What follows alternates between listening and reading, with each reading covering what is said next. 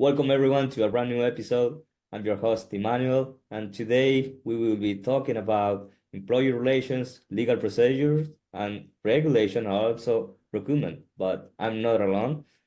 Today I have Sherry Shorsback. This is her second time in the podcast. How are you? I'm doing well. Thank you for having me back. I'm excited. Oh, that's wonderful to hear. It's been a year since we Yes. recorded the first episode together. So what has changed in your life since then? Well, I have changed industries. Obviously, I'm still in HR, but I have shifted from a nonprofit industry into the energy sector. So Okay. I am learning a whole new set of regulations. But the beauty of working in HR is and it's something that touches every company. So that's the biggest change this past year, and just really excited to be learning a new industry and utilizing my HR strengths and skills. Okay, that's great. All right. So let's start by discussing employee relations. Sure. So we can start with remote work, which has changed the dynamics of the workplace lately. In your view, how has the landscape of employee relations evolved with the rise of remote work and the gig economy? Well, I think it's really increased the flexibility and arrangements, shifting to digital communications, work-life balance. I think a lot of people have found a greater sense of have that remote work. They're in more control of their schedules and what their projects look like in their day-to-day. I do think because of the transformation as it does pose some challenges too. We talk about security. The rise of the gig work is something that people and companies also have to take into consideration in terms of that gig work and how is it impacting those employees that they can't see, that they can't interact with on a regular day-to-day basis per se. So it's really transformed employee relations things, a lot of sense of empowerment for employees, but at the same time, there's a very big balance that companies have to take to make sure they're still being taken care of. All right.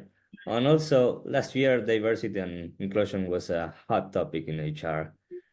Could you offer some insights on the best practices for maintaining a positive employee relations in a diverse workforce?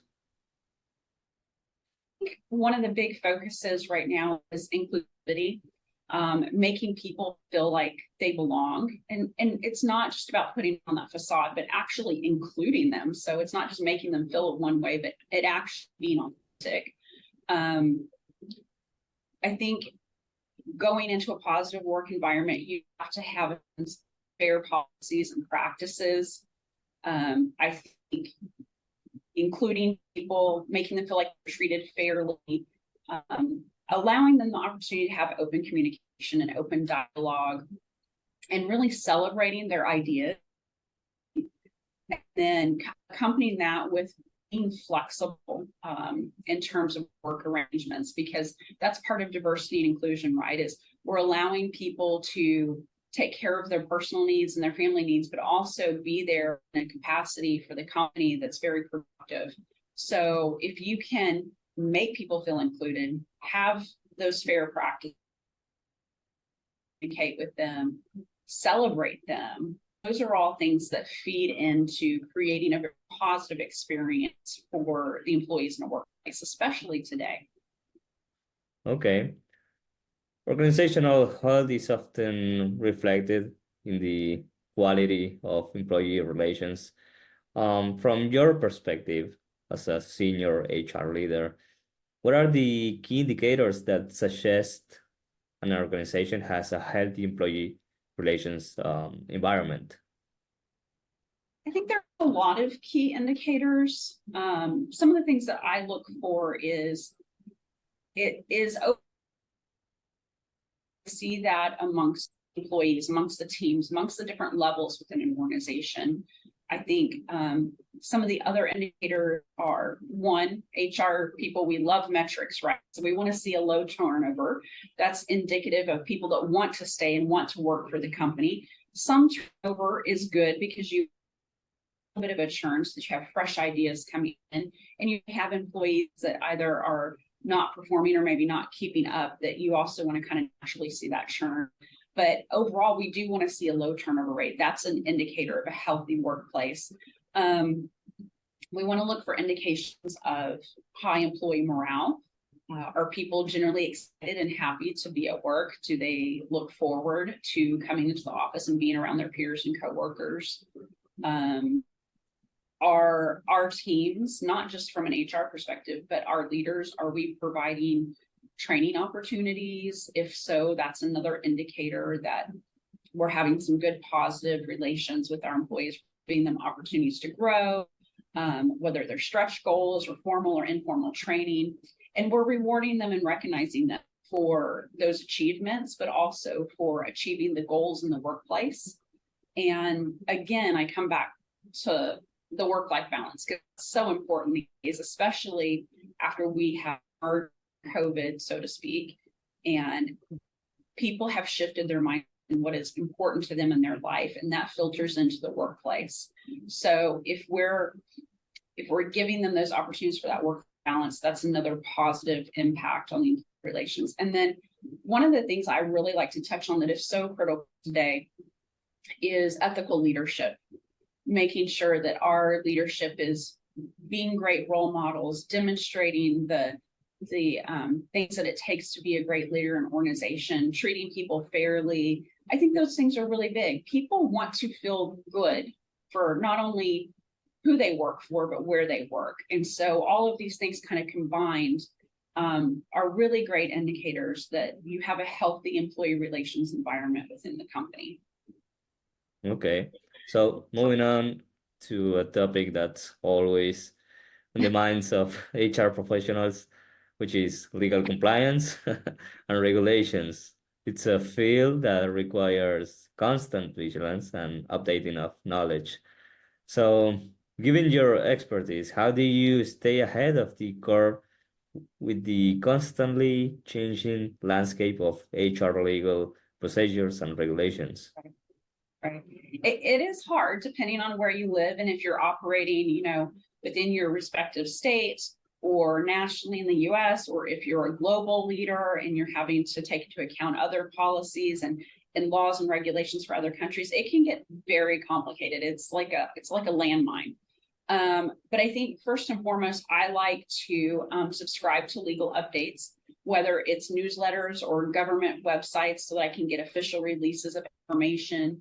In the US, usually there will be regulations or laws that are pending that are up for public comment. I like to track those comments to see if I can get a better indication of where we might be leaning in terms of possible new regulations and laws. I like to become members and subscribe to industry associations. There's a lot of great HR associations where you can get that information. My own training and development as an HR leader is equally important. With the advent of the World Wide Web and everything that you can do now through IT, there's some great online trainings. It doesn't necessarily have to take a lot of time, doesn't have to be cost prohibitive, but there are a lot of great trainings and resources out there on the web. I like to make sure that I'm working closely with IT, that I'm, creating systems that maybe even alert me to compliance issues within the system, that it knows how the process is supposed to flow, and I get that warning indicator, and I know, well, I might have an issue, something may not be processing correctly, which could then show that maybe I'm out of compliance with the law or regulation. So I'm leveraging IT systems to the best of my ability. I like to review the policies and compare those to what I'm seeing coming out of the organizations and the legal updates. And then a lot of times too, I like to do scenario planning, kind of the what if this law takes effect? How is that going to impact us? And what might I need to do to come into compliance? But also, how is that going to create that waterfall effect? And is it going to trigger any other compliance issues down the line? So it's really being immersed and being connected and networking. I like to make connections with attorneys, and employment law attorneys are great resources for knowledge. And so it's kind of like I'm pulling in information from all these different sources, and I'm having to synthesize it and put it together and look for those gaps in an organization to determine how are we going to make sure we're remaining compliant. So it's a combination of a lot. It can be exhausting. There's a lot of information out there today, but I think making sure that you're pulling in credible information. That's why I rely a lot on employment law attorneys, specialists, government websites to make sure I'm not getting something that's fictitious, that's posted online that's not accurate. Okay. Small businesses often face unique challenges when it comes to HR legalities. So, what strategies would you recommend for a small business to ensure compliance without the resources for a dedicated HR legal team? Right. Well, I think tying back into your previous question is subscribing to some of those sites, getting those updates, those press releases, really staying informed. And those things are free, especially on the government websites. And that is not cost prohibitive at all because there's no cost associated with it. So those are great resources to help those small businesses ensure that they're being compliant. Consulting with legal as well, using HR software. There's a lot of great software out there now. Even some law firms have put out some new software that you can run. I mean, with the AI that we have now, you can run policies through those and it'll flag it and tell you if something, is not matching with a federal law or a state law or what have you. So those are really great things for businesses to use, networking with their peers. And I think the foundation for small businesses to ensure compliance is having a good employee handbook. That is a foundational document that, yes, you create it and you want it to live forever, but it doesn't. It's a living document. So you do have to constantly update it with all these changes in laws and regulations. But if you can keep up with that one document, that's a great foundational piece to kind of be a blanket for you in all the other areas of a small business that you may not normally think about on a day-to-day business. Okay. Yeah, I like that you are in favor of AI and technology. Yes, absolutely. Of course, it makes our lives easier. Okay, so adapting to legal changes can be quite a feat for any organization. Could you discuss a time when you had to navigate complex legal regulation change and how you implemented this within your organization? Well, I mean, there's been a lot over time, but one of the ones that comes to mind because it's kind of come back up in the US and in talks and in a comment period is about the increases, the base increases for salaries for non-exempt employees. I'm sorry, for exempt employees. And so they're wanting to raise that salary threshold for all the exempt workers. And it came up before COVID, it came up in some of our other presidential administrations. And at one point in time, we thought it was really going to go through. It was gaining momentum. It was in the comment phase. And so during that time period, I started looking at, okay, if this goes through, what is our legal compliance assessment here? What are the things that we need to do to ensure that our company is going to come up and be intact with this new salary threshold for exempt workers?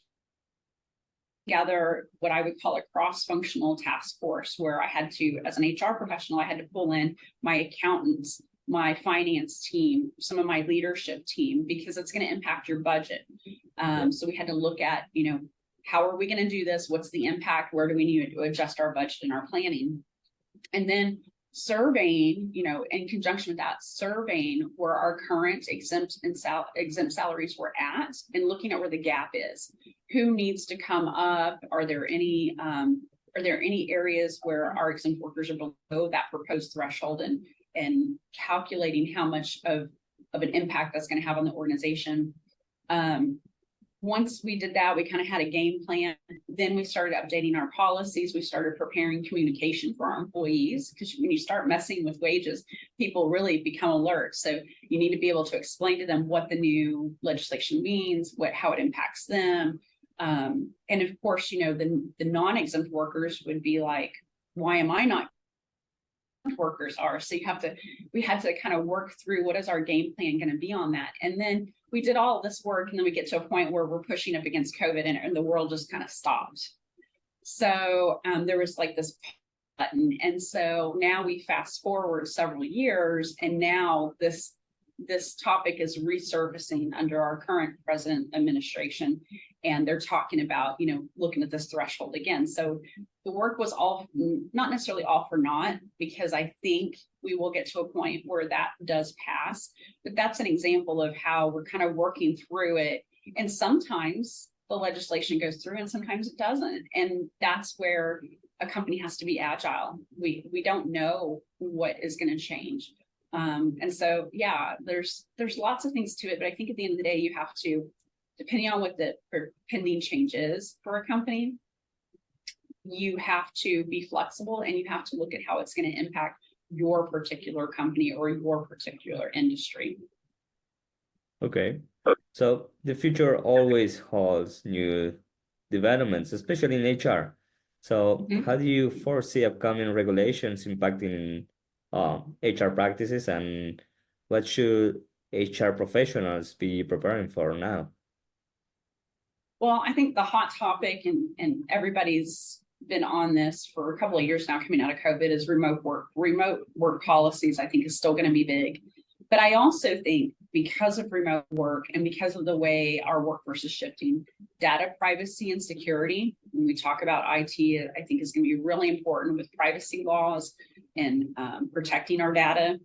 I think mental health has also been another one that's going to become at the forefront. I think it's been talked about a lot, but I think it will continue to gain momentum, especially as we have remote workers. It's hard, especially for HR leaders. We're used to being in person. We're used to being right there with the person, and we can assess their state. We can, use our own social emotional intelligence to kind of gauge if our employees are happy or not. But when they're remote, we can't, and we don't necessarily know how to support them if we don't know that there's a problem. So I think mental health is going to be big. Workplace flexibility has also already been big. I think AI, especially in technology, is going to be tied to that. I think surrounding AI and how it's used appropriately within companies. But I think that's huge. It's going to streamline a lot. It's going to help companies perfect themselves. Really excites me. It's all because I see all the possibilities, and I've used some of the AI myself. But I also purposes and with the right intent, it could be pretty scary. So I think companies have to watch for that and surround AI with ethics. And then, here in the US, there's been a lot of talk lately, chatter about unions. And so I think it's important for companies to be vigilant about what the union activity is right now, and be prepared for that, because workers are becoming much more vocal. Over the last few decades, there was not a whole lot of union activity actually subsided, but now it's being ramped up quite a bit, and we're seeing a lot more of it in the media. So that's another big topic, I think, is something that will continue to evolve. Okay. So our next topic is recruitment, an area that has seen a lot of innovation and change, especially with the advent of new technologies like Employ, where I work. So what are some innovative approach that you have implemented in recruitment that have improved the hiring process at your organization? Well, I think first and foremost, the AI powered screening has been really important. It's with the way technology is today and the access, it's not uncommon to post a job, and within a few hours you have thousands of applications from all over the place. And so when you have one or two recruiters, you can possibly have them touching every single one of those applications. So the AI powered screening has become an instrumental tool in helping to be able to filter some of those top candidates to the top. And then pairing that, I mentioned the social media recruiting, those two are tied very closely together. And then I think the other stuff is just collaborative hiring, forming teams so that to make sure that we're screening people that are for sure going to be a great culture fit, going to be very productive members of our company. Those are things within our own hiring process are imperative for us. Doing a lot of, and we can do those digitally and electronically now as well. And again, making sure that we're screening for some of the talent that we need. And then I think too is the continuous engagement, and that's really important. Even I think we can even use AI in some of that continuous engagement where we're automating our systems to push out information. But we have to be very mindful that we personal touch. We don't lose that personal touch in that recruitment phase when we are using some of the AI for it. Actually, my next question is related to that because for me, even with all the technological advancements, seems like human touch remains a key element in recruitment. So, how do you balance the use of technology in recruitment with the need for a personal touch?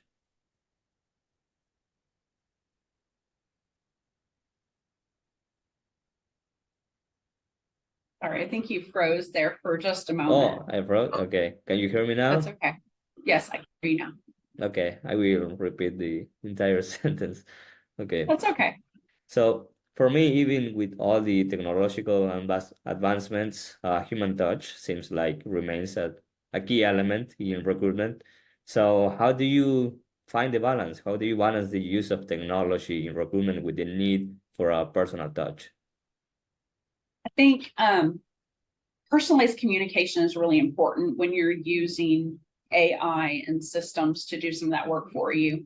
It doesn't have to be a system generated message. A lot of times you can customize those messages, you know, with your own branding, with your core value for your company. Personalizing it is so important so that they don't feel like they're just being contacted by a robot. So I think companies can really infuse their communication with that. Virtual interviews, virtual meetings, and so forth. I think also, while they're not perfect, they do add that human touch to it. Being able to see as if I'm seeing you today and being able to connect with you, being able to read facial expressions and things, I think are really important in adding that personal touch. Having empathy in those interactions, really trying to still engage and understand where that other person is coming from, even though we're in a removed setting, is really important. And that has to be authentic too. I mean, we generally have to care for each other as human beings, and that has to come through the message for it to be really productive and effective. And I like to do onboarding, or I'm sorry, I should say part of the recruitment spanning into onboarding personalizations, where I like to stay in touch with people throughout the process. If we've identified those top candidates, I want to keep them engaged. I don't want to lose them to another competitor because I failed to provide meaningful engagement to them. And sometimes it's even like once we get through that process, you know, sending them a care package ahead of their start date, welcoming them to the company, having things set up for them, their business cards, whether they're digital or the traditional paper cards, you know, having things readily available to them so that they know we thought about them and we were preparing for them and we were excited to have them. Those are all things that are important to adding that personal touch into the recruitment hiring process. Okay, yeah, it's in the small details. So strategic alignment is crucial when it comes to recruitment. So in your role, how do you ensure that the recruitment strategies align with the overall business goals of the organization? First, you have to understand what your business objectives are and that you're aligning yourself with the business's long-term objectives within your recruitment strategy. Collaborating with leadership helps you understand what those objectives are so that you can take that back as an HR professional to your team and to your office and start planning on how we're going to grow the organization's talent, how we're going to engage them, the types of people that we need to bring in order to achieve those business objectives and goals. What kind of talent do they have to have? What kind of skills, knowledge, abilities do they have to have? And again, that goes back into a lot of the AI and technology systems is when we're screening those people, as I've mentioned earlier, that's what helps us identify who is going to fit into our recruitment strategy and potentially be those problem solvers for us. And I think we use the AI too for our KPIs. So understanding what our business metrics are and understanding if we are in fact not just hitting our goals, but are we hitting it because we brought in the right talent, or was it a miss? And what do we need to do to correct that? So there's part of the recruitment strategy is also ensuring that we have constant communication, that we're doing cost analysis. Some of those metrics we look at, how much is it costing us to hire a person? How much work are we putting into it? With all the technology today too, we can look at where are our candidates primarily being sourced from? How many people are clicking on our websites? How many people are engaging with us through the recruitment process electronically and participating with us? Those things are important. And finding those right mechanisms that are really working for us. But I think the last thing that I really think is important when you talk about the recruitment strategy for the business is being flexible and adaptable. We live in a world where things are changing so fast. And I've mentioned AI and technology several times in my conversation with you now. We have to really be agile in that environment. Companies that don't embrace the AI, that don't embrace technology are going to, I think, really struggle as we move down the pipeline, as businesses and the economy evolves. And we think about the younger workforce that is very they're technologically advanced and savvy. They look for that technology. How do we make things easier? How do we improve quicker? And so I think just a last idea comes so fast. Okay, so you gave some advices on employee retention. So before that, we have the attraction. So seems like attracting top talent is more important than ever nowadays. So what advice would you give to companies looking to attract top talent in a highly competitive market? Sure. So in the HR world, we would talk about that being our employee value proposition. And that ties very closely into our employer brands, building a very strong employer brand, showcasing awards and recognitions the company has, whether they're top places to work or all the great community service and outreach they might do. Really showing brand recognition is the thing, because large companies, global companies that are very well known, if you think about it, let's just say like Nike, or even like Amazon now, they don't have to advertise. People know who they are. People want to work for them. They're sought out. But if you're not a global recognized brand like that, you have to brand yourself and find a niche. That is the number one thing to attracting top talent. The next thing is offering competitive compensation, which is hard for some companies, but it's the world we live in today. Being able to pay that top talent and meeting them at a place that is mutually agreeable is so critical.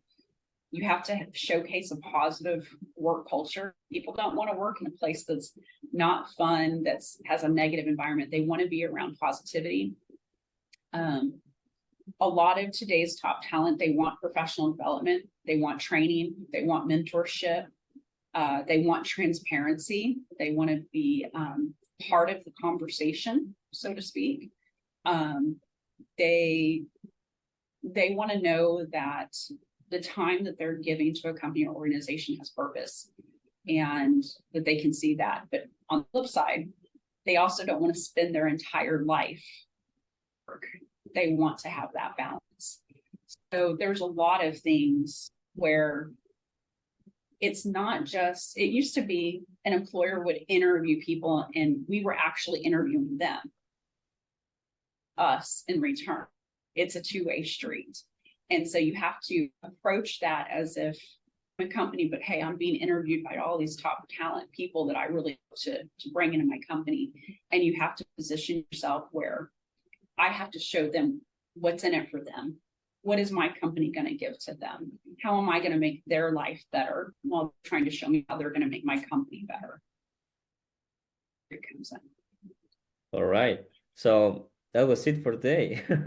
So thank you for the time. We really appreciate your insights in HR and Absolutely. appreciate you're willing to share your knowledge in HR with future HR managers and current HR managers. Thank you. Well, it's a pleasure speaking with you. Thank you for having me again. All right. Thank you.